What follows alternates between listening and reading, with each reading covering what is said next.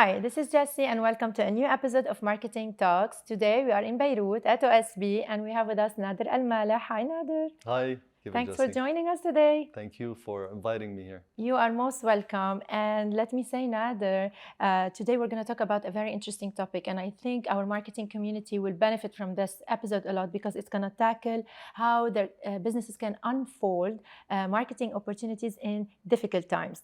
And because you're a marketing and digital consultant and branding and e-commerce specialist, and you've started your career since 2008, at first you started as a freelancer. You specialize in branding, marketing, and web solutions. And now you're labeled as a business alchemist with a portfolio of over 300 clients, 2 companies, 1 retail brand, and 3 pioneering digital platforms. Wow, that's amazing. It's impressive saying it. It's impressive saying it when you hear it about you, yeah? Yes, exactly. I'm so proud of you, Thank you and so much. I'm really thankful that you are here today with us because we want to hear it from a practitioner, how companies can survive and grow and not just surrender when there are difficult times. But maybe let's just first start by saying, what do we mean by difficult time? Is it just maybe drop in sales or a new competitor? Can you define it in your own way for us? Every business will go through challenging times. If they're not going through challenging times, there will not be growth in the business itself. So challenging times could be an external factor. It could be something that has to do with, let's say, recession, or if there's some kind of political unrest of some type. Or the challenge could be from within the company itself. Yes. Where maybe there's no culture, or the employees are not happy, or there's no sales, for example. So challenges in business has a very long scope, very wide scope of... yes, definitely. So it could be internal, external, everything. sudden. Everything is a challenge in business. So we have to constantly overcome challenges that come our way. Even competition is the biggest challenge to me when you have competition in the market. 100%. Yeah. So the competition as a threat, how usually companies do you think they should deal with this? Do you think they should have a rescue plan for that, or they should always prepare the plan to come up, to conquer the new competitor when he shows up? So they should be ready, or tell me more about. Of course, it's all about research and development. Every company should have, every business should have, let's say, a 1 to 3 years plan. Yes. So when you have a plan already, you know exactly how you're going to scale your services or the products that you're selling, and what you're going to do on the long term. So whenever a competition comes, maybe they're going to come stronger than you. Yeah. So you have to always be ready with the research that you have, that, okay, now we can launch a new product. Now we can launch our new service. Now we can tackle, for example, AI in the service industry. Yeah. Yes. So it's all about, you should be ready, but it's all about doing the proper research and seeing the trends. What is happening in the world? Definitely. Exactly. What is happening, and how we're moving forward, and we're moving very fast. It's a very fast-paced. Everything in technology is moving very fast-paced, and it's helping products and businesses and service-based businesses, yes, to optimize and let's put it in words, to help them excel faster and scale faster. Yes. So of course, everyone should be prepared. Every business should be prepared, and they should have business and development department always. Sorry, research and development. R&D. Listen, but isn't this just for big companies? Not really. No. No. An owner could do, or a founder, or anyone in the director level should focus on their own research and development for their own department, let's say, and they start from here. So it's not necessarily a whole department called research and development. Okay. It's for the business. So we constantly see what opportunities are there that we can seize. Yeah. And then this is actually research and development, because you're researching what's happening and you are developing your own business to accommodate this trend. So many companies, when they face challenging times, they cut their marketing investment. What's your say about this? Okay, it's a strategic move. Some companies do it right, and other companies, they do it very wrong, because what they do is they completely shut down their marketing, and they rely on the word of mouth, and they rely on referrals and the basic old school ways of marketing, which is, I'm completely against that, because when there is a problem, you should really focus on your marketing efforts. More than And ever. Yes, more than ever. It's not about the budget, it's about the efforts, the creativity, the ideas, more than putting in a lot of budget, throwing ads all over the place. So there's a misconception. People say that when we cut our budgets, we're going to sustain. It's completely the opposite. Yeah. You can cut the budgets, but you can get more creative when it comes to your marketing messages, to how to promote yourself, and how to utilize whatever situation you're in to your advantage, rather than just push everything away and stop spending money. Yeah. And do you recommend for companies when they face challenging times to outsource an experienced agency or hire a consultant to help them out with a rescue plan, maybe? Of course. Consultants, having a consultant, even if you have a marketing department, it's very important to have a consultant, because the consultant will see things from a bird's eye view. Yeah. You know, and when a company, especially the marketing department, every business, they're very overwhelmed. They're always overwhelmed. New ideas, new concepts, new approaches, and they work nonstop. So sometimes they miss opportunities. So it is important to have a third party involved. It could be a consultant, and it could be a marketing agency, which is what I always advise. If you're a business that is not related to marketing, you're a product-based business, just hire a third-party marketing department to do the heavy load for you, and have an internal marketing department to monitor what that agency is doing. Yeah, that would be very wise. Listen, when we were preparing this episode, you said you will share with us a case study about a company who faced challenging time but came out as a winner out of it. Can you tell us more about this case study? Okay, so back in 2011, 2012, there was a heavy competition between Canon cameras and Nikon cameras in Saudi Arabia. Okay. So specifically in Jeddah, the city of Jeddah. Yeah. So we were involved with Canon. Yeah. We were handling all their marketing as a third-party marketing department. Okay. So what we did is we created two campaigns. They were facing challenging time, and this is why they hired you? Yeah, because it was a very heavy competition between Nikon and Canon. And what Nikon did is that they reduced their prices to resellers. So this way they can sell faster, they can sell more. So Canon is left with a big challenge. No one is going to Canon because their prices are high. Okay. So what we did is split into three levels. We wanted to increase the sales of the products, of Canon products, in reseller stores, and we wanted to increase the footfall of the authorized Canon stores, and we wanted to increase the digital presence of Canon in Saudi Arabia. Wow. So it was a 360 campaign. Okay. So what we did, we started with seeing why Nikon cameras are selling more than Canon cameras. We know the prices are lower, but why are people not aligned with the power of Canon cameras, with how good they are, with how powerful they are, and they had really amazing cameras back then. So we boiled it down to the, what do they call them? The front people, the frontliners. Yes, the frontliners, exactly. So it boiled down to the frontliners. So what we did is we created a campaign to the frontliners that if you educate yourself more about Canon cameras, someone, somewhere, sometime will come and give you a gift, which could be a cell phone and it could be money. Oh. So you gave incentives to the frontliners. To the frontliners, because they're selling two cameras in the same store. So it was a gray. There was a gray line in if this was ethical or not, but it's perfectly ethical because this is competition. Okay. But people thought, is what you're doing ethical? It is, because after all, we are incentivizing, rewarding. Rewarding the frontliners. Exactly. So what we did is we threw in a campaign between them, and had the word of mouth between these people and the promoters reach everywhere across Jeddah. Nice. So yes, and there are people who won. They started educating themselves about Canon cameras, and they started pushing heavily to sell Canon cameras. So their sales increased significantly. And then the next step is to bring in footfall to the Canon stores in Jeddah, to the authorized Canon stores in Jeddah. So what we did is we created a campaign called Camera Biriyal, which means a camera.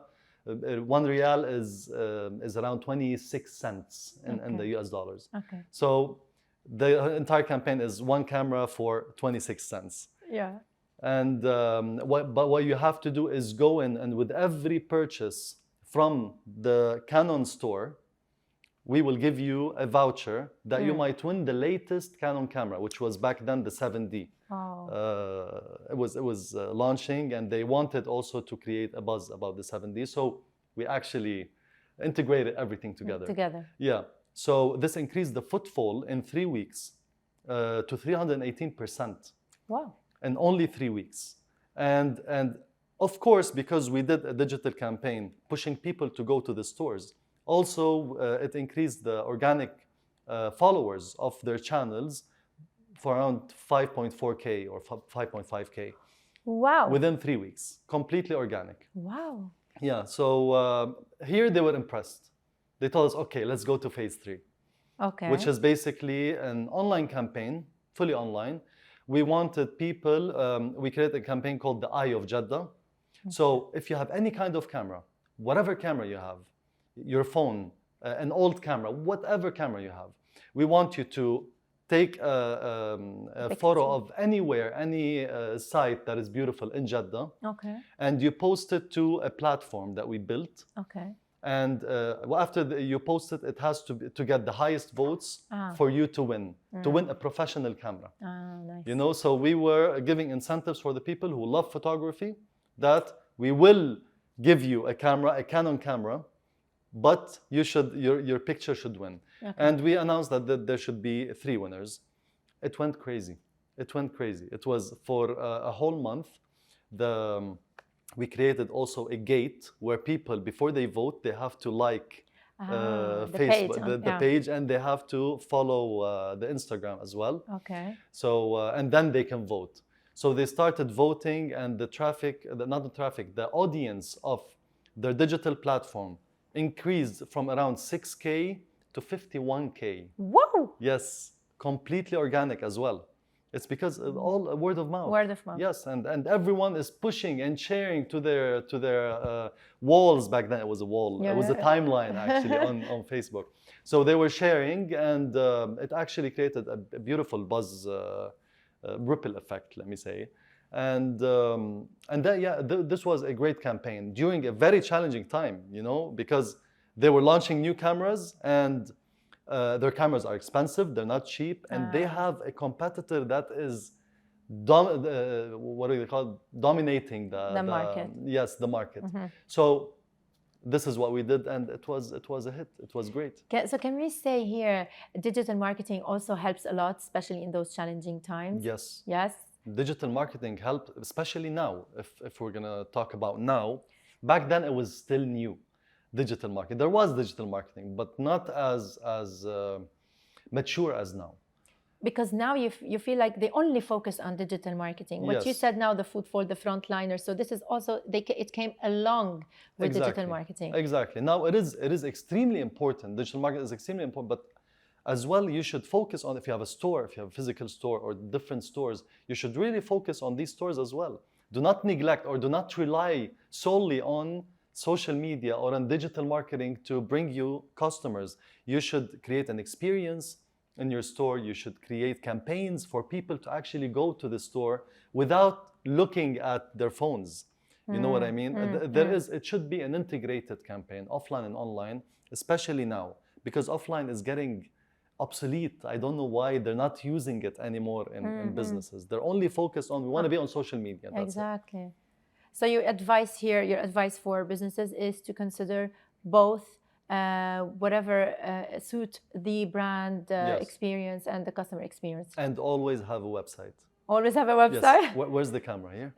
Always have a website. Yes. It's very important to have a website. They skip this? They always skip that. A lot of businesses come to me and say, they just want an Instagram page. We want an Instagram page and we want 100,000 followers. I'm like, just have a website, because the first thing people do, if you want to look for, let's say, I don't know, a bicycle store. Okay. You're not gonna go to Instagram and search bicycle store. You're gonna go to Google and search bicycle store. So if you're not on Google and if your website doesn't appear and if people go in and don't see the full range of products that you have or services that you have in a very neat, nice way where you can search strictly within that area, it's like you're in your store. You're showcasing your store to the people. If you do not create that experience, they might go to your Instagram page, but I say they're gonna scroll 2-3 pages down. And all the rest of your products or services or things that you've done, they're not gonna see it. You know, so you're missing out when you don't have not just a physical store or a physical business. You should always have a presence, yes. Online. Yeah. Okay. So, but listen, I think the Generation Z or let's say the young ones, they are sometimes starting looking for a keyword or a brand on Instagram before search engine. That's true. Don't you think so? That's true, but do you notice that they get the lowest quality products most of the time? This is what's happening because the low quality products, they do not use any of the expensive promotion tools. They use all the free tools available to them, which is why they're always pushing for the content. And they by the way, these types of businesses, they push the same video on the same platform 10 and 20 times across a span of, let's say, 2-3 months. If you scroll down, you will see the same video posted 2 weeks ago, 4 weeks ago. So they're not creative, they're not active. They're not creative, they're not active. They just create 5, 6, 10 videos and they just repurpose them over and over and over again. This is not healthy. At all, at all. That's why we're getting a surge of low quality products, especially in Lebanon nowadays. Yeah. Listen, and let's talk about another example also that we can share as a case study, but this time about a business that you created and you started from scratch, but it was totally online. Yes. Which was YallahJeeb. It was YallahJeeb. Can you tell us more about it? Maybe also we could learn from this case study how we can unfold opportunities in difficult times. Sure. So YallahJeeb started as a project because I was bored. I'm going to be very, very honest. So why did I do it? Because the market was in a very bad shape during COVID. There was lockdowns everywhere. People were scared to spend any amount of money. So I sat down, and there's not a lot of projects in our agency, and it was going smooth, but it wasn't going optimally. So. And I'm not working. I'm a workaholic. So there's things that I'm not doing. Yes, I have time. I have time. I need to keep myself busy. So I love clothes in general. I love the fabric. I love how they feel. I love the science behind the fabrics and all that. Okay. So I was researching about fabrics and how I can import fabrics before China closed due to COVID. So I was just researching. Okay. And then I stumbled upon a service called Printify, I guess, a Printful. And what they do is they do print on demand. So they have the hoodies and the t-shirts and everything, and they can print it for you and deliver it to the customer directly. So I thought to myself, why not create this in Lebanon? Okay. However, I'm gonna start with a small business to see how effective it is and understand how this entire process goes. Yeah. So I created YallahJeeb, but I didn't know what designs to put. So also I thought that it has to be creative, it has to be funny, it has to be humorous. So I started creating the designs myself. Oh. Yeah. You jumped into design as well. Exactly. I jumped into design and I designed a few words and letters and artworks, etc. Illustrations, funny ones. So, and I pushed it on the website. I created the website. I pushed it on the website, and I started reaching out to artists. Okay. And I told them there's this platform where you can go in and put in your art on a t-shirt, printed, and your art will be sold, and you'll get a share out of the sales. Oh. Because I wanted more designs, and I'm out of ideas. Okay. Because I'm doing everything myself. Okay. And this is exactly what I did. I got 3 artists, and they were so excited, and they started pushing designs. Nice. During that time, we were just starting out. I was just starting out with the idea, looking for suppliers, looking for printing suppliers, looking for the fabrics itself and the design and all that. Until the explosion of Beirut happened. So when it happened, I saw multiple opportunities. Okay. The first one is, how can I Contribute to my community. exactly, how can I return to the, how can I contribute to the community? And there's a lot of NGOs, and a lot of NGOs are helping different... On the ground. Yes, on the ground. So what can we do to actually support, but in a way also make people who are outside Lebanon support through something that when they wear, they know I wore this, I bought this, and I supported my country during this challenging time. Yes. So what I did is I created an entire collection called the Lebanon Collection. And that collection was only available to people outside Lebanon. So I promoted everything outside Lebanon, and we started shipping from here. Lebanon? Yes, from Lebanon to all across the Gulf region, to Europe, to the US, to Canada. It went crazy. Nice. And we raised a significant amount of money. And I had the plan to only put 30% to charities and to NGOs, but I ended up saying, you know what, just put them all in. Oh, nice. Yeah, because there is a word now about YallahJeeb. People know YallahJeeb, and I have a customer base of, there were around 1,500 customers during that time. So I thought to myself, it's fine. I don't need the cash now. But what I did after is, after this whole problem was cooled down, I thought, okay, now it's time to utilize COVID, because we are in Corona, we're staying at home, we're going to our friends' houses, and we're wearing the same clothes over and over again. Yes. You know, notice we did that always. That's true. So True. I thought, okay, let's wear something. Let me create a collection that makes you unique. So I created the COVID collection, which has social distancing on it, which has I'm vaccinated, which has, there's a lot of words, and there were little sentences that are really funny and creative under it. So the opportunities that you came up with are the fun approach that appeals to the situation Exactly. where the customers are. We're surrounded by stuck in. it. Let's just make the best of it. You know, so that's exactly what I did, and it was selling out every week. Whatever stock I have, it sells out every week. I think that was easy for you because you are a consultant, but for businesses who don't have this general view, they're scared. They're scared. I'm sure they have, because you know, you sit with a lot of business owners, and you sit with a lot of people who are in the marketing field. Yeah, they should know their They business. have and their ideas. plans. They do have ideas. They know what their business is capable of, what their team is capable of, but they're too scared. They're too scared to take that step. They're always scared to take that step. Scared financially, and scared it will create some kind of a backlash, or it will fail. But to me, failure is great. You will learn from it and rise stronger. Exactly. You should fail in order to understand what you did that led you to fail, and then fix it. And the next time you try something new. So people don't think about it this way. They think, I just don't want to fail. I don't want to lose money. Yeah, they are.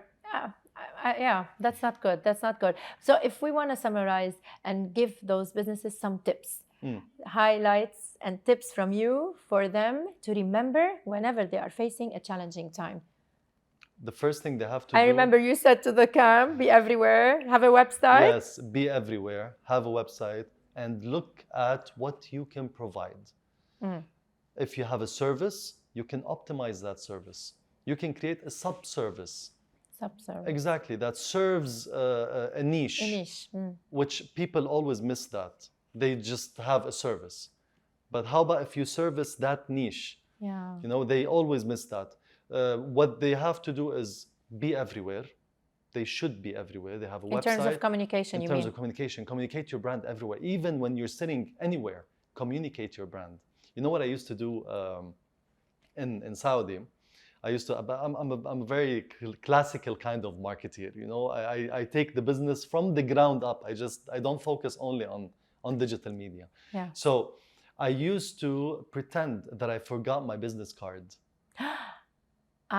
In every place I go. And sometimes in a day, I go to like 10, 20 places just to go have quick coffee, just a quick bite. I'm not even exaggerating, and I eat a lot. I used to eat a lot because of that, and just throw in my business card Okay. and just leave.